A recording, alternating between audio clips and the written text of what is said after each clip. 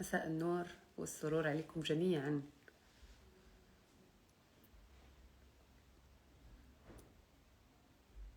انا غنتمنىكم حتى نجمع الاسره كامله ونكونوا عائله كبيره ان شاء الله باش نبداو اللايف ديالنا.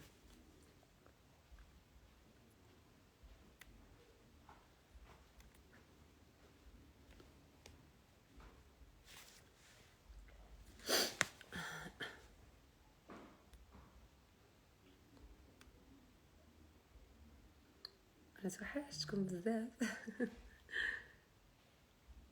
الله يعطيكم الصحه. دونك نتسنى حتى الناس تلتحق بينا حيت بزاف الناس في انتظار اللايف.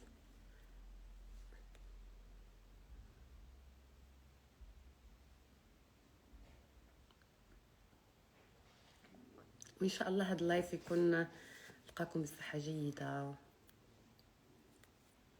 وسلام باذن الله.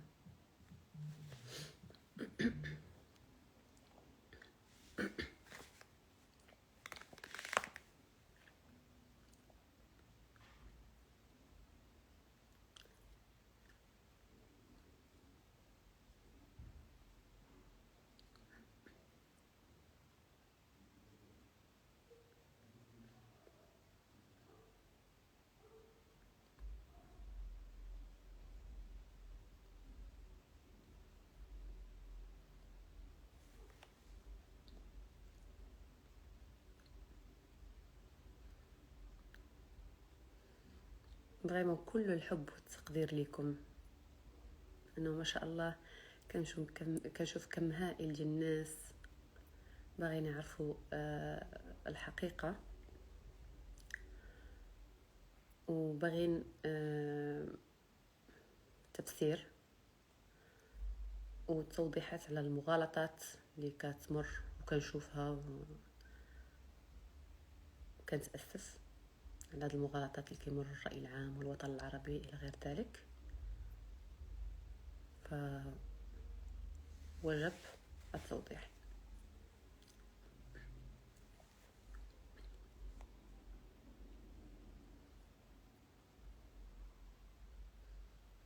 شكرا لقلوب الحب. انا كنحماق عليكم تبغيكم بزاف بزاف بزاف بزاف. وقبل اي حاجه اولا وقبل كل شيء بغيت نقول لكم انه انا فرحانه بزاف وما تصوروش الفرحه ديالي بالدعم ديالكم والمؤازره ديالكم ليا ووقفتكم معايا كلكم. يعني كل المغاربه ولاد بلادي عرفت انني منكم وفيكم وكتخافوا عليا وما كتبغيوش ليا الاذى والضرر. كنقول لكم شكرا بزاف. شكرا لكل الدول العربيه اللي اتصلوا بيا، ناس ما كنعرفهمش، امهات ما كنعرفهمش في الكعبه كيدعيو معايا وكيدعيو مع بناتي ومع الاسره ديالي. الجاليه المغربيه المقيمه بالخارج كلكم كنقول لكم شكرا بزاف. وفعلا هاد الازمه عرفتني قيمتي عندكم وعرفتوا دنيا باطمه على اصلها، وعرفتوا دنيا باطمه من الداخل انها انسانه طيبه ومستحيل انها تأذي. وحبب ربي، انا فرحانه ان ربي بعد هذه الازمه حبب خلقه فيا والله العظيم. انه شفت واحد الحب من عند الناس دوبل. الله يعطيكم الصحه والله يخليكم ليا والله يخلينا لبعضياتنا دائما في وقت الشده وفي وقت الفرح باذن الله. رغم انه اللايف وصل 105 كيف ما شاء الله. العائله بدات كتكبر. دونك نبدا معكم. طبعا اولا وقبل كل شيء انا ذكرت الشكر ديالي لكم كاملين. الناس اللي قرابين ليا بصفه خاصه والناس اللي ما تنعرفهمش بصفه عامه، سواء داخل وخارج ارض الوطن، وحتى الدول العربيه اللي تكلموا معايا، لي زارتيست اللي تواصلوا معايا وهضروا معايا. كاين اللي ما دارش ستوري، كاين اللي تواصل معايا على الواتساب. كنقول لهم شكرا لكم كاملين اللي تذكرني بكلمه، ولو بكلمه طيبه، ولو بابتسامه، ولو بنصيحه، كنقول لهم شكرا بزاف بزاف، الله يعطيكم الخير. وان شاء الله هذه الوقفه نردوها لكم في ساعه الخير، وما تكونش في ساعه اذى ولا ساعه ازمه، نردوها لكم في الافراح يا ربي والمسرات. الموضوع الثاني اللي بغا نطرق ليه هو شكري الخاص للقضاء المغربي، اللي برأني من حساب حمزة موبيبي أنا والأخت ديالي ابتدائيا واستئنافيا، ولا كلمة فوق كلمة القضاء. وما نقدروش نكذبوا القضاء، لأنه كاين أوراق وكاين أحكام، وما نقدروش نكذبوها. نكونوا كنكذبوا على أنفسنا قبل كل شيء. فشكرا للقضاء المغربي اللي برأني من هذا الحساب اللي دار زوبعة كبيرة، واتضح في الآخر ابتدائيا واستئنافيا أننا حنا وأنا والأخت ديالي ما عندنا حتى شي علاقة. وأنا غنقرا لكم دابا الحكم ديال القضاء، فيستحيل نضربوا في القضاء المغربي. كما نعاود نكرر لكم، لا كلمة فوق كلمة القضاء المغربي. ملي كيصدر قرار، يصدر حكم من محكمة ابتدائية ومحكمة استئناف، فهنا نقطة رجوع للسطر.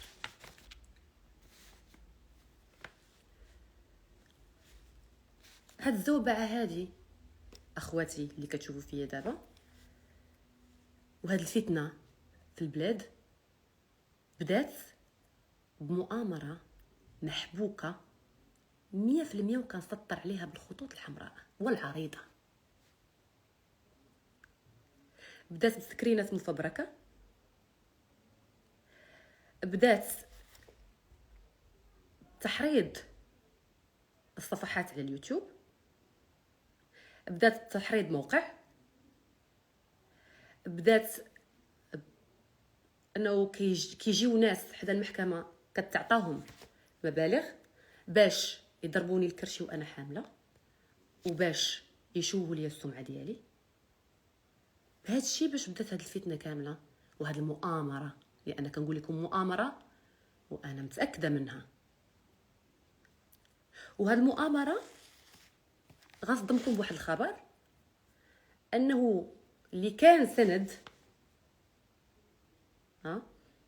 سند ليا وكتصحابوه بارك معايا في المغرب على اساس انه سند ليا وكيبغيني، شنو غيتضح ليا في الاخير؟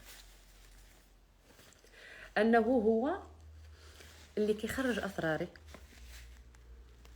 وكيخرج كل اي حاجه كتقال عندي في الدار، فين مشيت، فين جيت.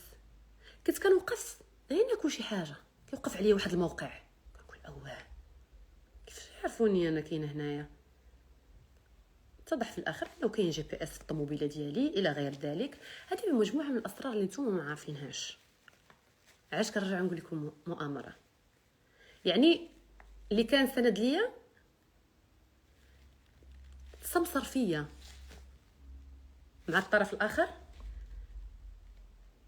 على قبل الفلوس، بينما الفلوس وسخ الدنيا. ولكن الغدر فين ممكن انه الانسان يخبع وجهه من الله سبحانه وتعالى؟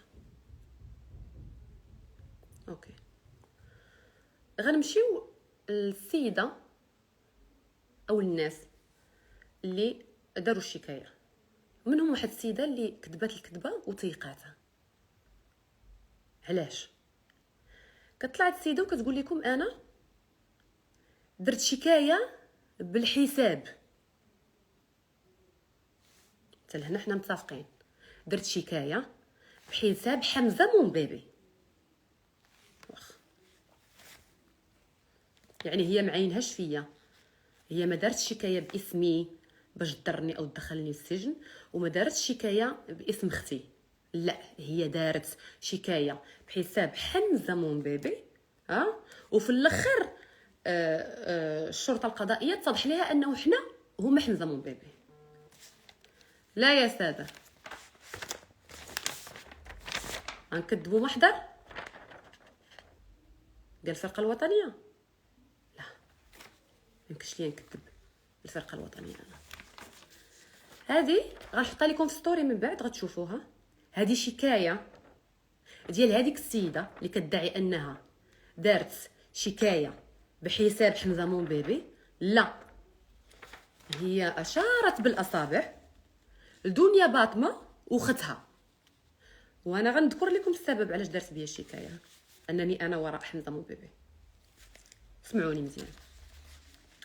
وافيدكم ان مجموعه من الاشخاص يقفون وراء ما تم نشره ضدي بحساب حمزه مون بيبي على تطبيق انستغرام، واخص بالذكر كلا من المسمات دنيا باطمه والمسمى واحد السيد اخر.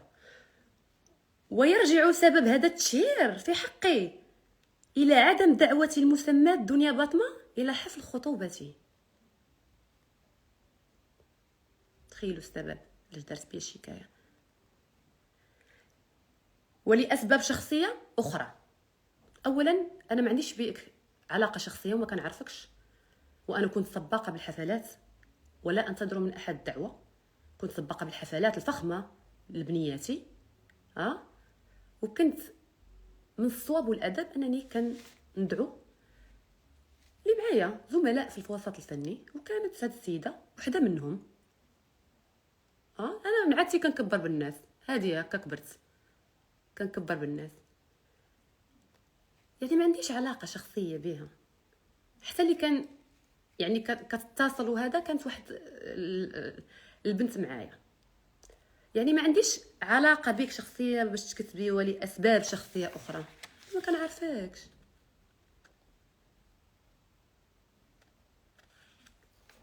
سمعتوا الشكايه؟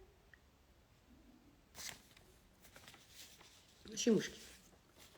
هنا غنقول لك ستوب، لانه 4 سنين وانتي كتكذبي على الراي العام وانا ساكته.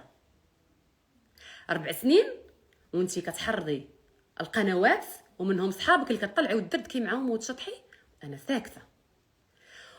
وسنين وانا كنتعاير من موقع لا اتشرف بذكر اسمه في لايف فيه 151,000، لانه دون المستوى.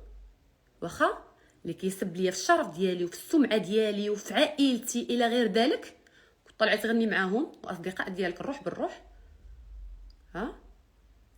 وهيجتو ناس جاو حدا المحكمه كيضربوا لي انا في كرشي، واستغرب انه السند اللي كان معايا كانت تضرب الكرشي وكانت عاير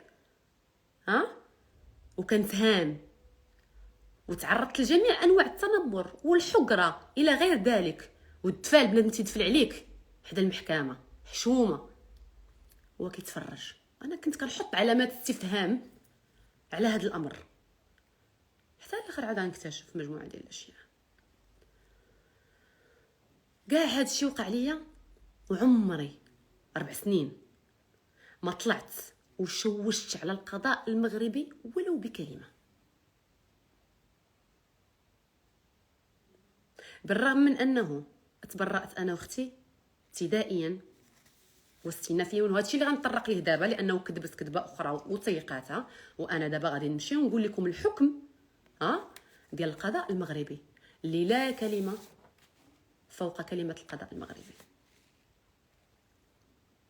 انا استغرب لهاد الناس اللي كيكذبوا الكذبه وكيطيقوها وكيبغيو يلصقوا فيك الحاجه بزز، بالرغم من انه الحكم كيقول حاجه اخرى، القضاء كيقول حاجه اخرى.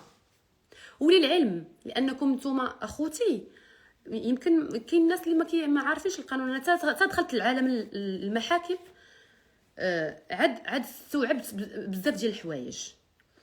انا ملي صدر في حقي حكم الاستئناف واخا من بعد درت النقد هو مرحله اخرى من بعد الاستئناف. كان يعني كان طعن بالمحامي ديالي على قرار الاستئناف. من بعد كيدار النقد النقد ماشي كيدينك بشي حاجه اخرى، لا، النقد كيدير لك ان هاد الطلب انه مقبول ولا هاد الطلب مرفوض، يعني كيأيد حكم الاستئناف لا اكثر ولا اقل. حيت كاين اللي طلع وهضر وكيكبروا المواضيع وما عارف شنو. النقد ما كيدينيش بشي حاجه اخرى، لا، فقط اللي مبني عليه الحكم في الاستئناف كيأيدو النقد لا اكثر ولا اقل. فانا ملي درت طلب النقد داروا لي رفض الطلب، لهنا ما عنديش مشكل، انا القضاء المغربي على راسي وعينيا، وانا انهم برؤوني من الحساب، هذيك بالنسبه لي الدنيا وما فيها، بالنسبه لي الدنيا وما فيها. انا غنقرا لكم ما جاء في حكم المحكمه بالنسبه للمتهمه دنيا باطمه بعدم مؤاخذه المتهمه. الله يخليكم سمعوني مزيان، حيت كاين اللي كذب الكذبه وسيقها فعلا وبغى بزاف يلصق فيا انا واختي انه حنا صحاب الحساب، بينما اكرر ابتدائيا واستنافيا انا واختي بريئات من حساب حمزه موبابي، ما كندخلوا ليه، ما كنشروا فيه تصاور، ما كنبتزوا الناس، ما كنقتلوا الناس فيه، ما كان حتى شي حاجه، حتى حاجه. انا غنقرا لكم دابا الحكم اخوتي وانتم شهدوا. بعدم مؤاخذة المتهم من أجل جنح المشاركة عمدا في عرقلة سير نظام المعالجة الآلية وإحداث اضطراب فيه وتغيير طريقة معالجته وبث وتوزيع عن طريق الأنظمة المعلوماتية أقوال أشخاص وصورهم دون موافقتهم وبث وقائع كاذبة قصد المساس بالحياة الخاصة للأشخاص بقصد التشهير بهم والتهديد وتصريح ببراءتها من أجل ذلك. شنو كيدير حمزة موبابي؟ هي كتقولوا انه كيشوه الناس ويحطوا فيه تصاور ويبتزوا فيه الناس، والناس وصلوا عائلات تشردوا، ناس ماتوا حيت ابتزوهم ونزلوا لهم تصاورهم حنا بريئات من هادشي ماشي ديالنا. هادشي اللي قال القضاء، واش حنا غنضربوا في القضاء؟ لا يعقل، يستحيل نضربوا في القضاء. انا غنمشي لختي.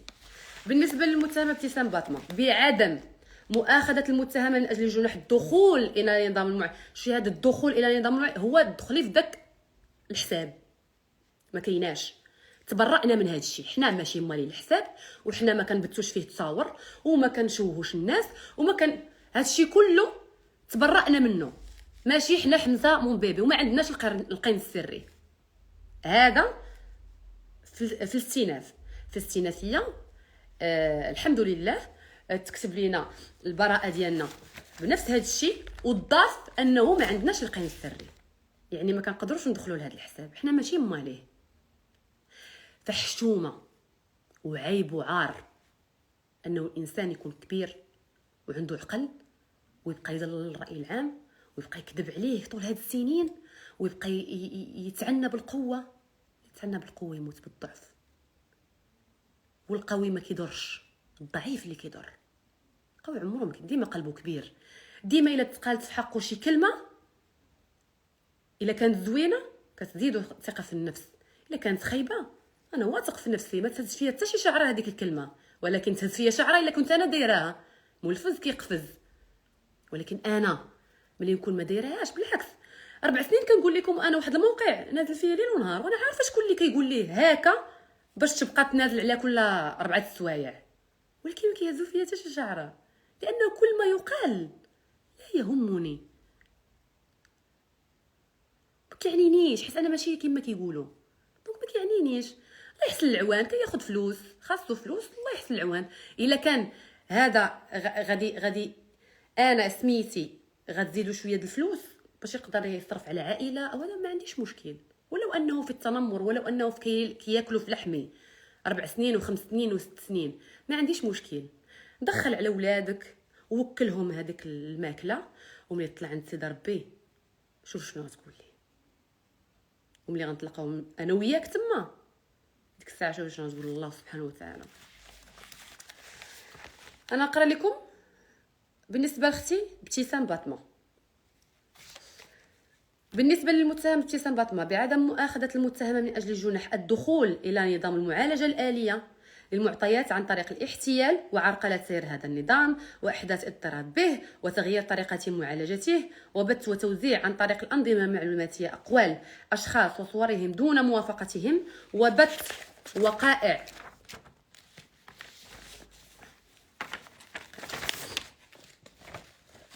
وقائع كاذبة قصد المساس بالحياة الخاصة للأشخاص بقصد التشهير بهم والتهديد والتصريح ببراءتها من أجل ذلك. غتقول لي دنيا علاش تزادتك 4 شهور في الاستئناف؟ أنا غنجاوب. أول حاجة غنعاود نكرر لكم أنه هاد الناس ملي بداو هاد المؤامرة بداوها بواحد الزوبعة،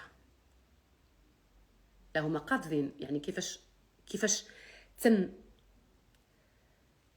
حبك هاد المؤامرة بامتياز. عرفتي خاصك تعطاهم شهادات في الخبث. المؤامرة بدات في سكرينات مفبركة، دات قالوا قلتي، بدات شهادات الزور اجي يقول، بدات بنات حدا المحكمه كيتخلصوا باش يعيروا دنيا باطمه اختها وتفو والضريب في الكرش وانا حامله. شوف الانسانيه اللي ما بقاتش والرحمه اللي ما بقاتش لهاد الدرجه، وانا ساكته وكنشوف.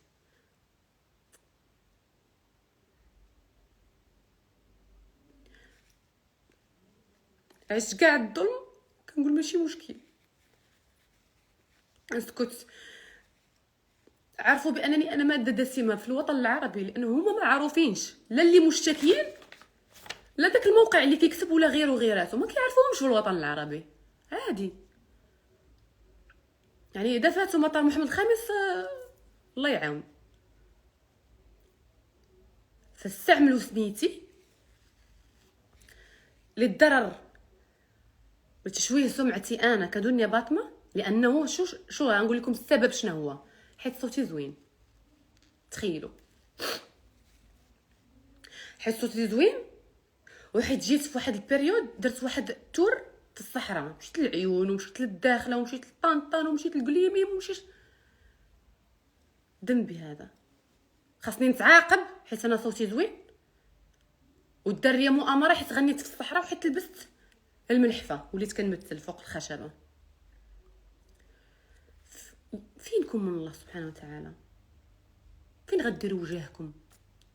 فين؟ نرجع لكم الموضوع وصلب الموضوع. ملي ابتدائيا تبرأنا من الحساب وما بقيناش حنايا مالي الحساب، والقضاء الله يجازيهم بخير برؤونا من الحساب انا واختي، شنو يديروا الاخوان في الاستئناف؟ تخيلوا معايا فين وصلت بهاد الناس الجرأة. شهادة الزور،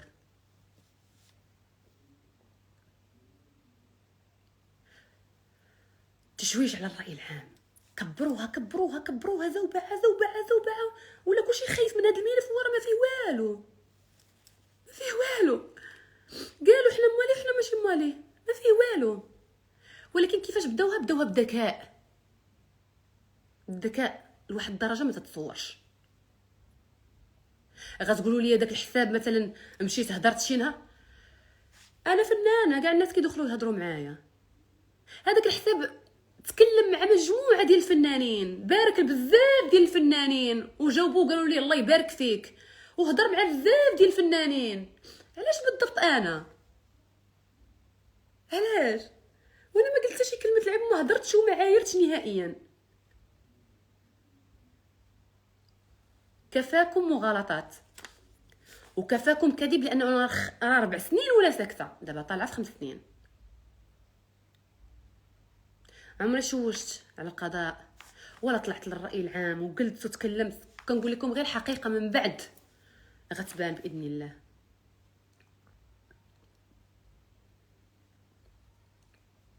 تخيلوا انا 4 سنين دابا كنتعرض لكاع هادشي. ومؤخرا في الصيف تعرضت لمحاوله القتل، حيت واحد الصديق ديال هاد السيده اللي دايره شكايه يوتيوبر طلع في يوتيوب وكيقول لي انتي صافي خاصك اللي قتلك، خاصني نتحيد من الساحه الفنيه. ما فهمتش علاش واش ذنبي انا حيت غنيت على الصحراء؟ راه غنقولها امام الملأ، الصحراء مغربيه وغتبقى مغربيه، شاء من شاء وكره من كره. حيت كنبغي بلادي غنبقى نبغيها حتى نموت، حيت كنغني على سيدنا التاج فوق راس اي واحد في الكره الارضيه. حيت صوتي زوين، ما داخلاش جبهه، صوتي شهدوا ليه كبار الفنانين في الوطن العربي ووقفوا ليه وصفقوا ليه، وما داخلاش جبهه للقمه العيش نمثل. نو انا ابا عن جد داكشي كيجري في عروقي الحمد لله. من بعد كما قلت لكم غتزادني 4 شهور، حيت كانت 8 شهور وتزادت لسنه بشهاده الزور، حيت انا ما عليا حتى شي دليل اخوتي، حتى شي دليل انني انا مولات الحساب ولا دخلت لي ولا لقاو عندي ابتزاز ولا لقاو عندي تصاور ولا اقسم بالله العلي العظيم بحياه بناتي ما كاين شي دليل انني انا مولات الحساب ولا اختي مولات الحساب. تليفوناتنا ما فيه والو، ماشي حنا موالين الحساب، ما لقاونا كندخلوا بالقن، ما لقاو عندنا تصاور د الناس، ما لقاونا كنبتزوا الناس، ما لقاونا حاطين تصاور الناس، ما لقاو شي نهار اننا حلينا داك الحساب من تليفوناتنا، ما لقاو حتى شي حاجه. يعني كيفاش كتكون عندك الجرأه؟ حيت القضاء داني انا على راسي وعينيا، ولكن القضاء برأني من الحساب اللي انت دايره عليه هاد البلباله كامله ودرتي هاد الفتنه كامله ونوضتي هاد الزوبعه كامله في هاد البلاد، حيت ما عرفتيش عليا لخطوبتك. شوفوا السبب. انا تعرفوا ان بنادم عينو فيك وصافي. استغرب والله العظيم، استغرب كنشوف بلدان اخرى كيفاش كيهزوا ببعضياتهم. حنا كيجي واحد يبدا يشوه فيك حيت انت وصلتي لواحد صغير في السن، وصلتي لواحد المرتبه، توسمتي من عند سيدنا بجوج الاوسمه في واحد الظرف وجيز، درتي بلاصتك مع الناس داخل وخارج ارض الوطن، درتي صافي خاصك تهرس. كتجي وحده خاصها تحيدك تمحيك، وصلوا لدرجه القتل. انا بين كنقول لكم وصلت للقنطره ديال القنيطره، جات بيكوب هكا والحجره هكا جوج اللور شيروا عليا بها، جات في الزجاجه الفوقانيه. كون جات ليا فوجي كنت قلبت الطوموبيل كون راني مت الله يعاون في قنيطره. دخلت الستاسيون بقيت فيها حتى 5 الصباح، حتى الناس فاقوا حلوا بداو الناس غاديين جايين. علاش ديروا لي، علاش تحقروني هاد الحقره؟ علاش توليو معرضيني للقتل؟ علاش تابعيني في حياتي؟ ما مخليني نكبر هاد البنات؟ وليت كنغني ونرجع عند بناتي، عطاوني اتساع. كاين اللي متاهن التنمر ومتاهن السب والقذف والشتم، كتقول قالت لي ما عرفت شنو نعتها بحيوان. انا عمري ما نعتها بهاد النوعوت، عمري ما. والغريب في الامر انه اللي عندها معاه مشكل وتقالت لها هذيك الكلمه وتوجهات لها من شخص اخر، كتمشي حتى لعندو فين ساكن وما كديرش بيه شكايه. يعني هذا الشخص عينو فيك حتى بالرغم من انك ما قلتي والو. انا هاد السيده عمري عايرتها ولا عمري قربت ليها ولا عمر اختي عايرتها ولا كتعرفها. كل المشتكيين في هذا الملف ما كنعرفوهمش، ما عندناش علاقه شخصيه بيهم نهائيا. واتهمونا اننا اصحاب الحساب وداروا مؤامره، والحمد لله ان القضاء المغربي برأنا. حنا دانينا بشهاده زور، وحسبي الله ونعم الوكيل في دوك اللي شهدوا شهاده زور وما عارفين راسهم شكون. حسبي الله ونعم الوكيل، حسبي الله ونعم الوكيل في اللي بدا هاد المؤامره واللي ترأسها واللي حبكها وكل اللي كانوا متضامنين وكل هذوك اليوتيوبرز والموقع وغيره وغيراته. حسبي الله ونعم الوكيل فيكم الى يوم الدين. وانا الحمد لله اني كنعس وضميري مرتاح. نتحداكم تكونوا كتنعسوا وما كتحلموش كوابيس، انكم كتظلموا الناس، تعدوا على الفقير وتعدوا على شي واحد طلع شويه في النيفو، خاصو يتهرس، ينزل يتحيد من الساحه الفنيه. علاش نتحيد من الساحه الفنيه؟ انا بالروح بالدم معاكم، واقولها امام الملأ. اذا وقعت لي انا شي حاجه، لانه وليت كنتهدد بالقتل، وليت كنتهدد انه طوموبيلتي الا عطيتها شي حد هذا وداها غير بلاصه هذا انه غير تحط فيها مخدرات لداخل والى راه هاد الناس اللي حبكوا هاد المؤامره راه هما اصحاب هادشي. واصحاب اليوتيوب اللي كيطلعوا صوت وصوره وكيدعيو عليك ويدعيو على بناتك ويدعيو على امك ويدعيو على باك وياكلوا في جلدك وياكلوا في لحمك والحقره والتنمر الى غير ذلك. هاد الناس هادو كاملين، والموقع زيدوهم عليه. داك الموقع تا هو موقع الفاسد، تا هو نضيفوه ليهم. هاد التخليطه كامله هما السبب. انا دابا شهدت فيكم المغرب كامل والوطن العربي كامل والجاليه المغربيه كامله، لانه انا وليت كنتهدد بالقتل لا في تليفوني لا في الزنقه، وليت طوموبيلتي باقا كتحط محطوطه كتصايب، كنت غنتقلب في طريق قنيطره. شنو ذنبي انا؟ شنو درت انا؟ غير سؤال، شنو درت انا؟ بغيتو تلصقوا فيا حساب بالزز انا واختي، القضاء برأنا منه، الله يجزيهم بخير. شهادتو شهاده الزور باش حنا ندانو، ما عنديش مشكل، الحمد لله على قضاء الله وقدره، ما عنديش مشكل. ولكن انا عند الله كاين حقي، ما عنديش مشكل. حقي انا واختي اللي دوزت عام بشهاده الزور. نقولوا انا ما حملتونيش، اختي لا مسكينه خشيتوها في الزوبعه. بلاتي نقرا لكم المحضر باش ما نقولش لكم لا انا اختها ما قلتهاش، لا بلاتي. كما افيدكم ان مجموعه، هذا محضر عند الفرقه الوطنيه، خرجي وقول لهم لا. وافيدكم ان مجموعه من الاشخاص يقفون وراء ما تم نشره ضدي بحساب حمزه مومبيبي على تطبيق انستغرام، اخص بالذكر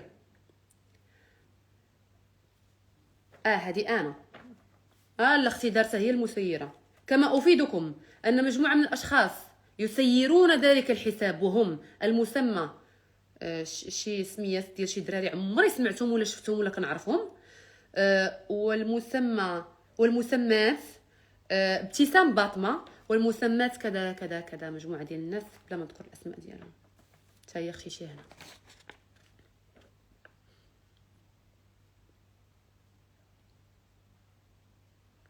اما السيد اللي قال لها اختي راه هاد المحادثه اللي غتبداي بها هاد الزوبعه راه مفبركه اختي، راه عطاها لك هاكر اللي كتواصلي معاه. قالت لي اجي كشاهد، بغيت تخشي في المحضر تا هو ضرب سنين ديال الحبس ظلما وعدوانا. كتعدوا على الناس ظلما وعدوانا، تعدوا على الفقير، تعدوا كي غاديين بالطغيان. انا سؤال، هذا راه ماشي قوه، هذا راه انسان ضعيف اللي كيدير بحال هكا. خاصو طبيب نفساني في اسرع وقت، حيت كيولي خطر على المجتمع. عرفتي شنو يدير فتنه في البلاد ويتضح في الاخر انه هاد الناس كاملين ما دايرينش هادشي، راه تشكل خطر فعلا. الله يحسن العوان. والله كنشفق على هاد الناس اللي بحال هكا، كنشفق عليهم.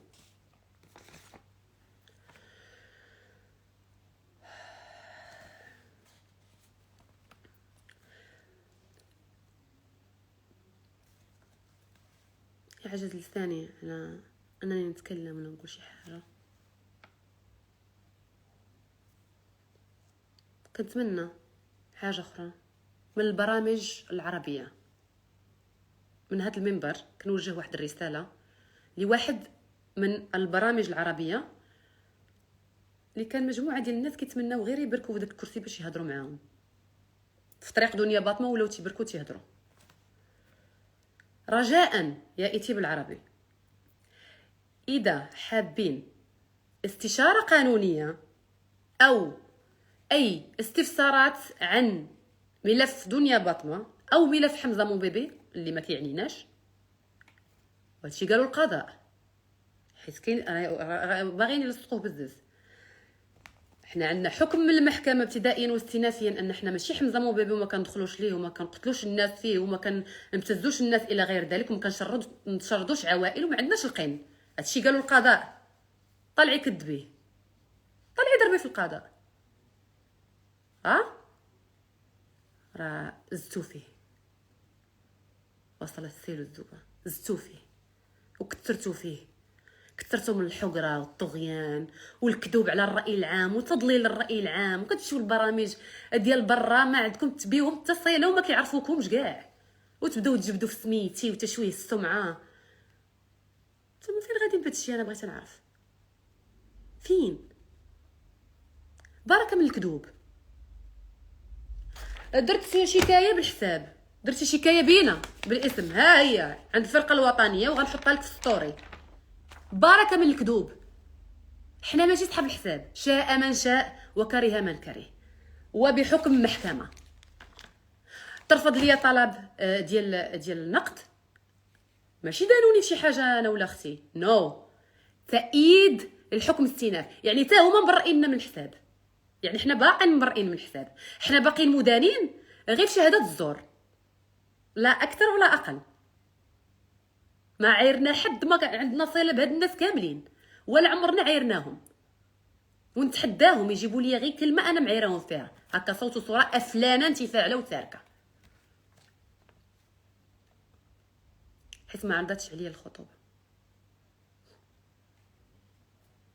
استغرب والله العظيم، استغرب.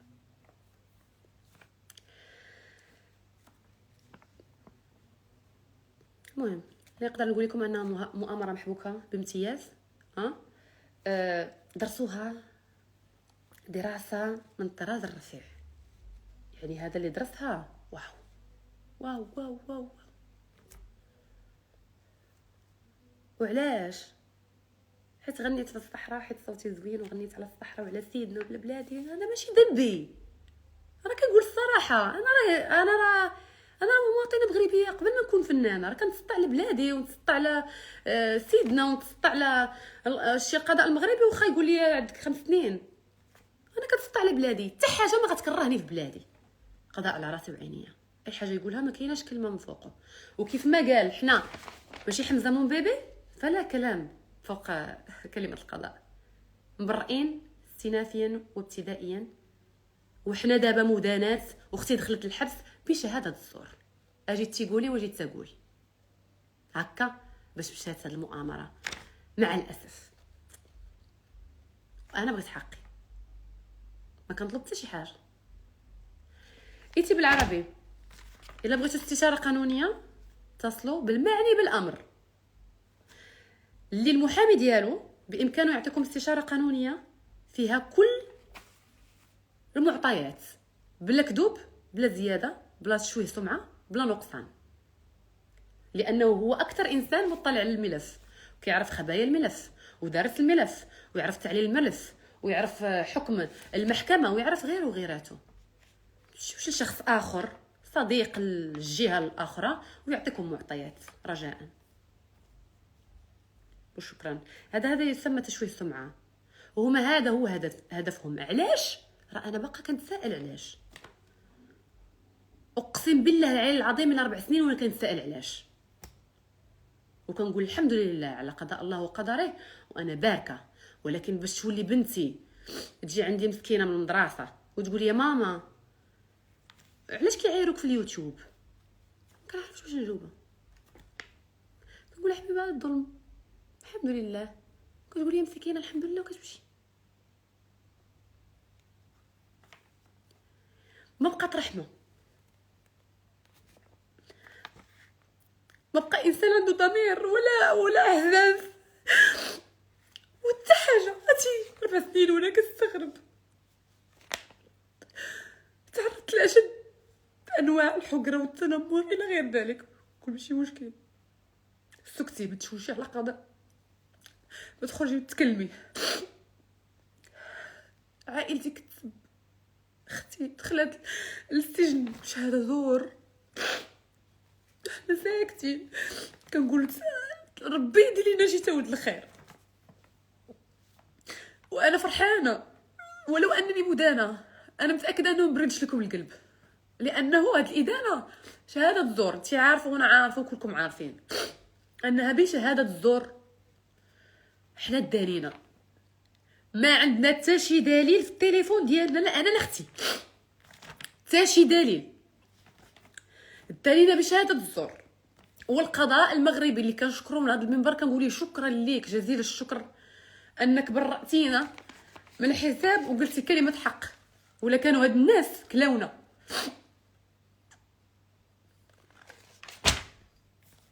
بركه من الحقره، بركه من الكذوب، بركه من البهتان، بركه من الطغيان.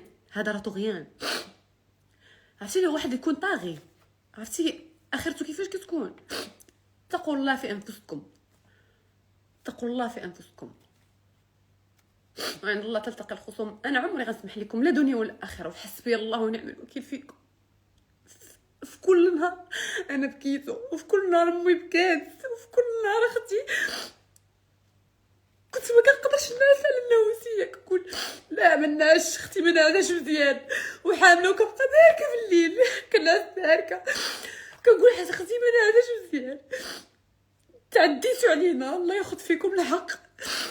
تعديتوا عليا وعلى بناتي وعلى اختي وعلى بنت اختي وعلى امي وعلى با وعلى كاع الناس اللي كيبغيونا. كل دمعه نزلت من عيون هاد الناس اللي تيبغيونا، وهاد الناس اللي تيتفرجوا فينا حبا وكيدعيو معانا. كل دمعه انا بغيت ربي ياخذ فيكم الحق وتهزوا الذوب كل قاعد الناس، وناخذ حسناتكم. الا عندكم شي حسنات، انا عارفه ما عندكمش، حيت ما عندكمش القلب اصلا باش يكون عندكم حسنات.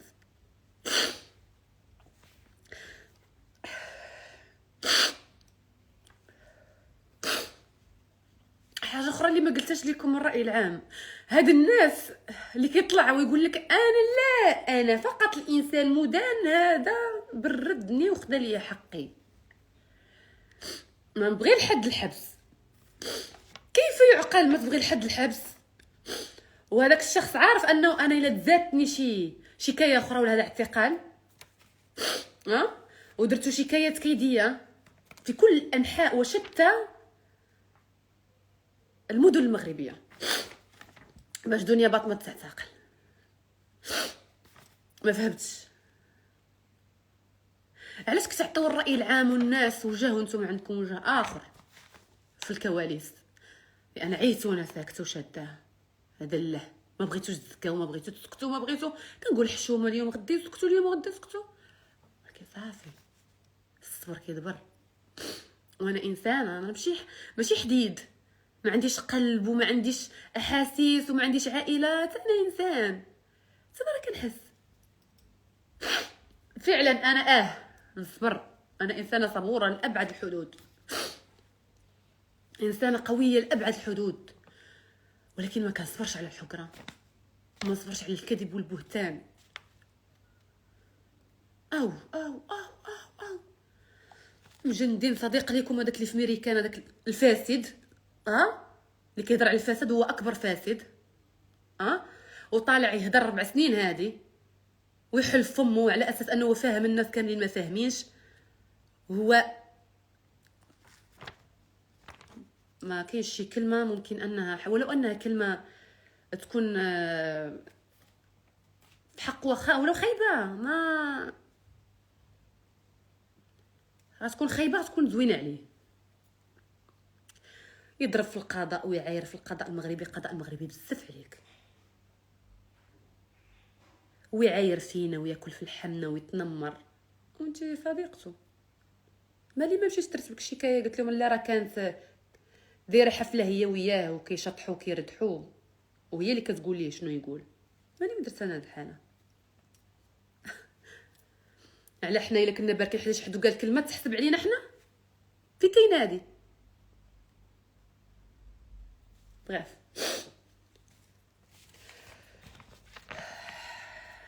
كفاكم كذب، كفاكم بهتان، كفاكم تعدوا، كفاكم حقرة، كفاكم تنمر، كفاكم تهضروا على الناس وانتم أسوأ من السوء.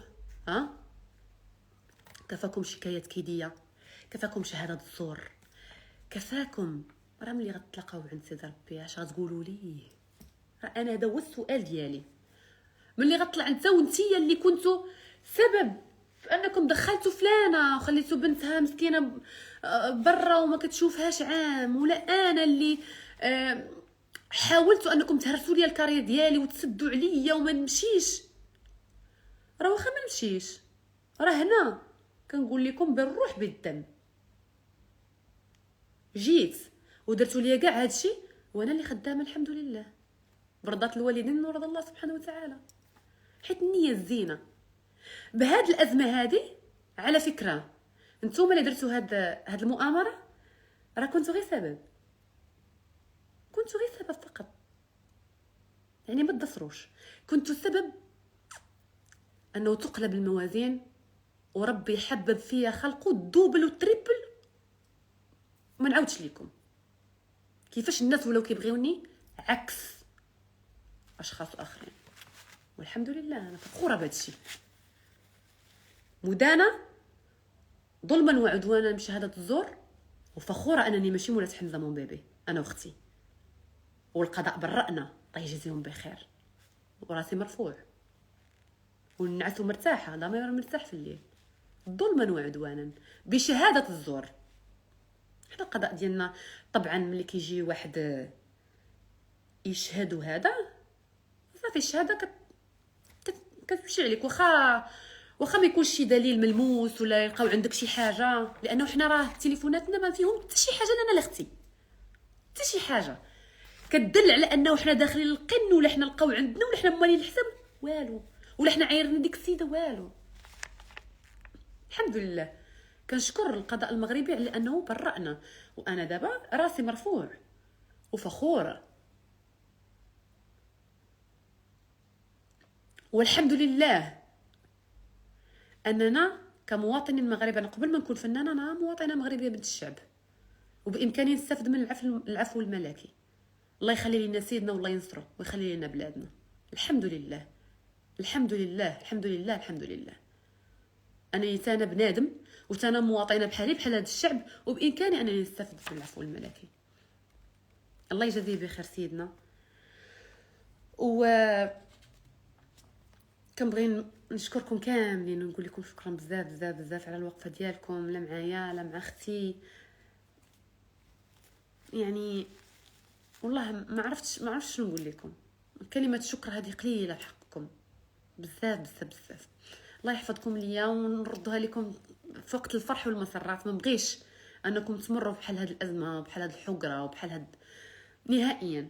ما بغيش انكم تكونوا طيحوا مع ناس يقدروا انهم يديروا بحال هذه المؤامرات، ويقدروا انهم يضللوا الراي العام، وانهم يبقاو يشوشوا على الناس ويوصلوا لهم الكذب ويمشيوا الموقع يعني ما عندوش حتى الضمير، ويبقى يمرر في مغالطات فقط من اجل لقمه العيش. مجموعه ديال الاشياء، بيع ضميره على قبل فلوس. واش غتقول لي هذا؟ كيفاش غتحاور معاه؟ مستحيل انك حتى يوقف حداك. وكيفاش هاد الناس قدروا انهم يديروا هذا الشيء لو بعين بين زعما امام الملأ، ومع دي عصابه امام الملأ، وحنايا القضاء مبرأنا وكيلصقوا فينا بالزز. يعني هكاك عين بين باغي يلصق فيك على كلمتك تا اعلى من القضاء المغربي. حاشاك ومشاك. تخرجوا وتكذبوا انكم ما درتوش بينا شكايه مباشره هكا بالسميه بالصبعان. دنيا باطمه وابتسام باطمه ما حضرش الفرقه الوطنيه يشهد، وانا غنحط هذا الشيء في ستوري. يعني الشكايه ما دارش حمزه مون بيبي، دارت دنيا باطمه وبختها انهم هما حمزه مون بيبي، ما عرضتش عليا الخطوه. وحكم المحكمه الابتدائيه والاستئناف بانه حنا ماشي هما اللي نحبسنا من بيبي، وما عندناش القن، وما كندخلوش وما كنتهزوش الناس وما كنديروش تصاور وما كنديروش وما كنديروش وما كنديروش وما كنديروش. وتليفوناتنا ما عندنا حتى شي دليل، كاين حتى شي دليل، تليفوناتنا خاويين من انه حنا صحاب حساب وحاطين ودايرين وفاعلين وتاركين. الا غتحاسبني حيت شي نهار جا كتب ليا ولاده، حاسبوا الفنانه كاملين.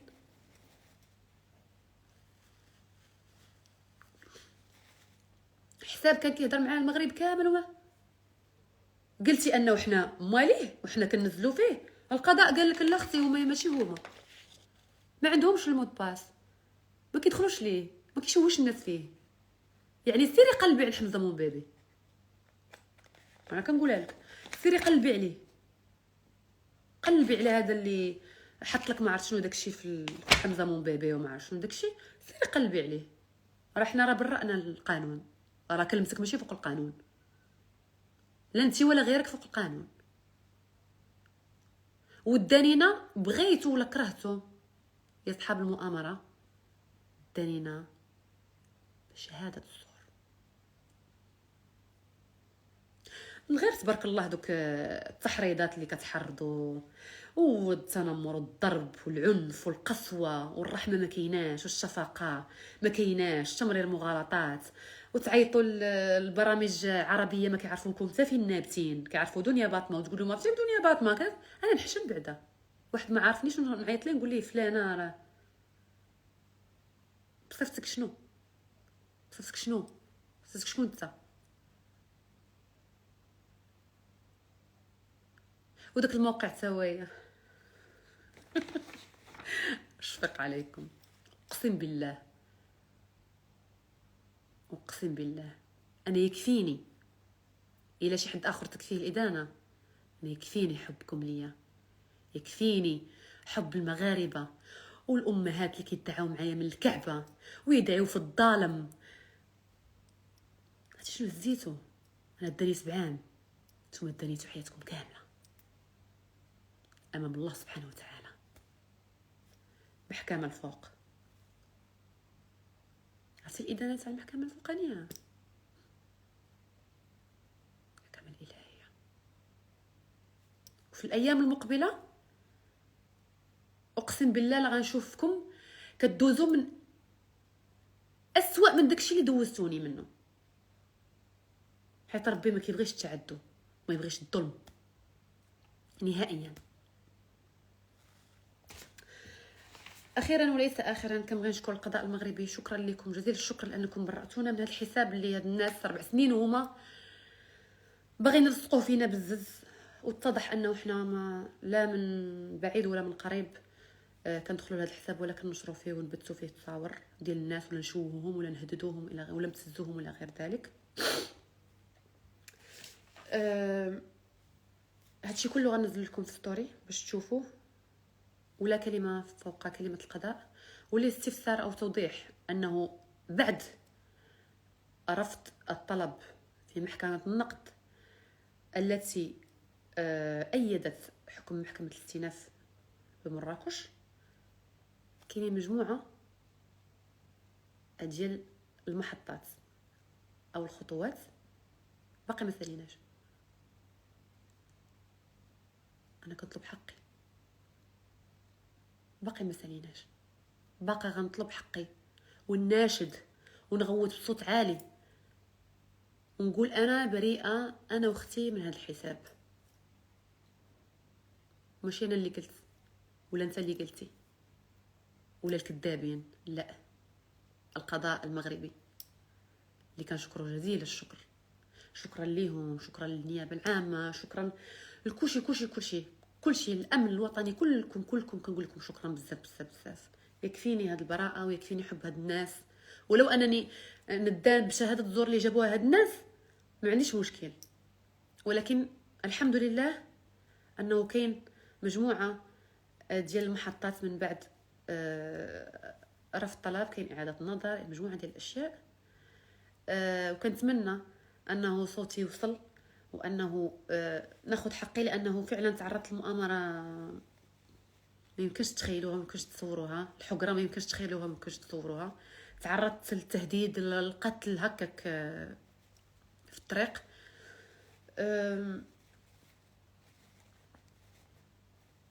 فقط هادشي اللي بغيت نقول لكم. وحاجه اخرى، انا كما كنقول لكم اخيرا وليس اخرا بغيت نوجه واحد الرساله للاب ديالنا الروحي، واللي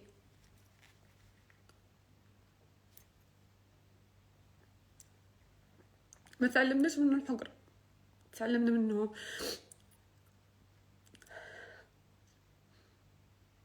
نساعدوا المحتاج ونوقفوا مع الفقير، وتكون عندنا شفقة وتكون عندنا رحمة وتكون عندنا ضمير، اللي هو سيدنا الله ينصره.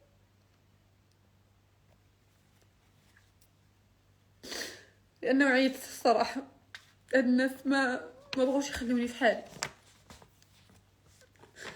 وذنبي أنه أنا صوتي زوين، معروفة عربية صغيرة، واخدة 2 كلوس من عند سيدنا الله ينصره، وغنيت على الصحراء بلادي في الصحراء، لبست الملحفة.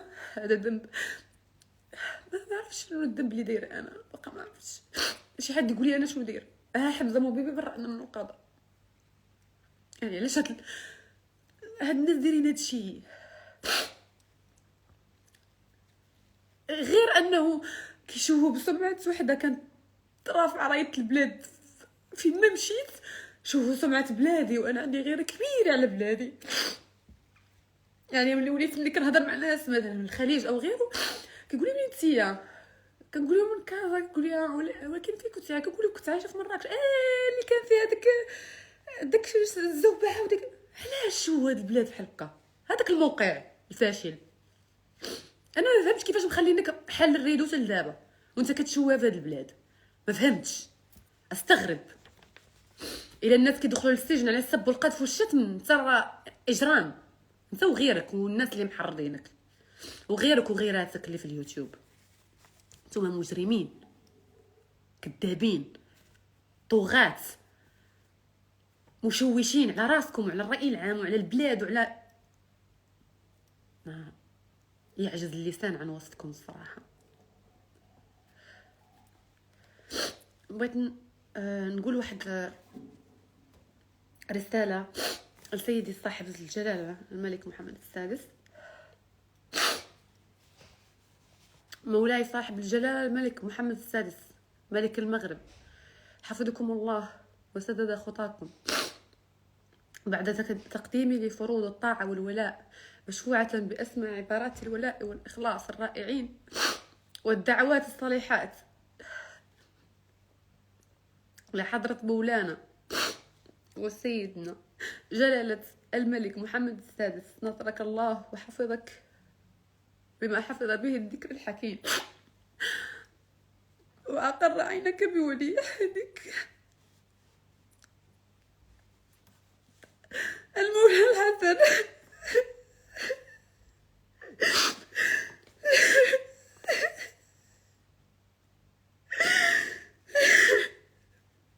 وجد الله وأسرك بشقيه مولاي الرشيد وسائر أفراد أسرتك الملكية الشريفة.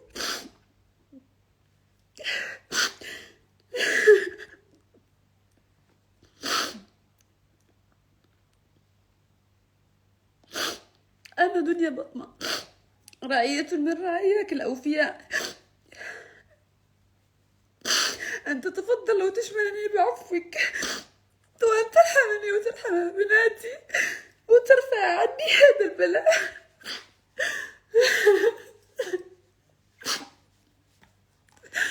أنا عزيز بالحقر عيد حقرة وبناتي عياو باغي نربيهم بسلام. عيد ولاد الناس تعداو عليا وتعداو لي على اختي وتعداو لي على سميتي وتعداو لي على صوتي وتعداو لي على كل شيء. هاد الناس الظالمين انا ما كنطلب والو، كنطلب عفوك سيدنا وكنطلب حقي. لا اكثر ولا اقل.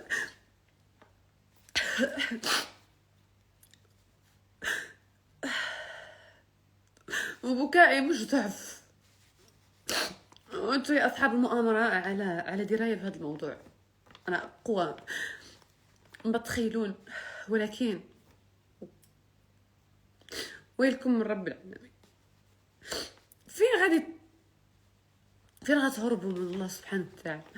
انا ضميري مرتاح لانه ما داير والو، اختي ضميرها مرتاح مسكينه، الله يجعلها لها مغفرة الذنوب لا اكثر ولا اقل. ولكن ويلكم من رب العالمين. فين غتمشيو من رب العالمين وعندكم العزيزة فيكم؟ حسبي الله ونعم الوكيل فيكم، حسبي الله ونعم الوكيل فيكم، حسبي الله ونعم الوكيل فيكم يا أصحاب المؤامرة، من كبيركم حتى صغيركم. وشكرا جزيلا لكل المغاربة، كنحماق عليكم. شكرا لكم خوتي لأنكم وقفتوا معايا، عمري نسى وقفتكم.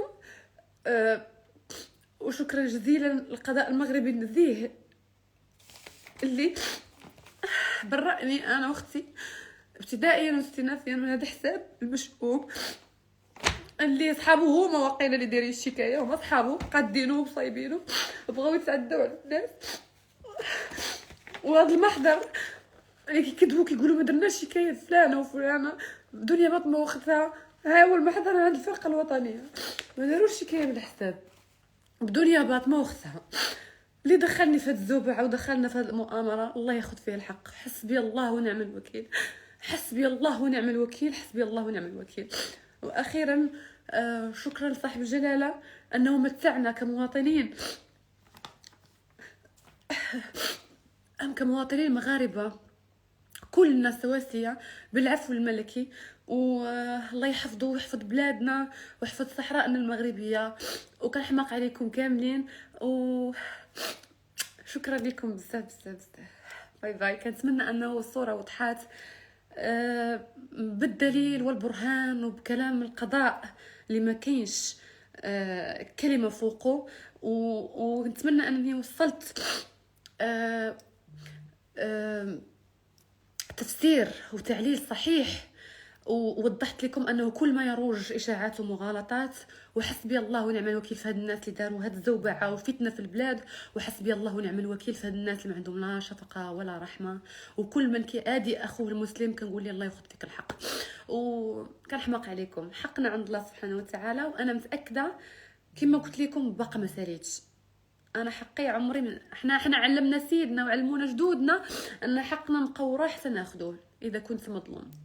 وانا اذا ظالمه هاد الناس الله ياخذ فيا الحق يا ربي. والى هما ظالميني بغيت العلامه تبان في الايام المقبله يا ربي، ويعيشهم ربي ضعف ما تمنوه لينا وما عايشونا فيه. شكرا لكم بزاف بزاف، كنحماق عليكم.